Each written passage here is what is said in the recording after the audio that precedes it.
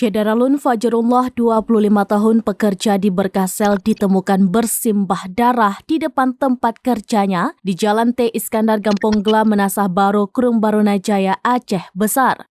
Ia dibunuh oleh sosok misterius pada Senin 29 Januari 2024 dini hari pada pukul 3 waktu Indonesia bagian Barat. Korban merupakan warga Dayah Menara Tite, Kabupaten Pidi. Hingga saat ini pelaku belum diketahui identitasnya.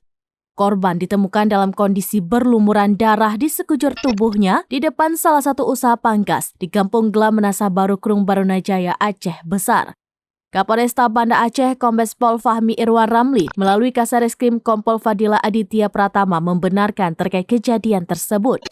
Fadilah mengatakan kronologi sementara korban Fajrullah sekitar pukul 3 waktu Indonesia bagian Barat keluar dari kios Berkasel tempat ia bekerja menuju ke kamar mandi yang ada di luar sisi kios sebelah kanan. Saat itu korban sempat melihat mobil jenis Toyota Avanza warna hitam berhenti dan salah satu penumpang keluar dari mobil lalu mengikuti korban ke arah kamar mandi. Korban diikuti oleh penumpang dari mobil Toyota Avanza warna hitam menuju kamar mandi.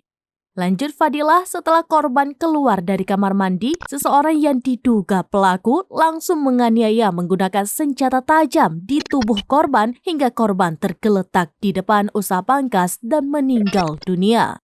Korban ditemukan dalam kondisi berlumuran darah di bagian leher sebelah kanan dan luka tusukan di bagian dada.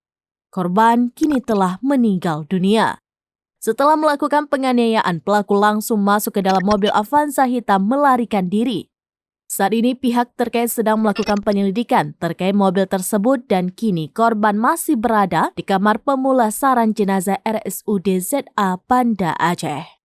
Dari Aceh Besar, Indra Wijaya, SerambiNews.com.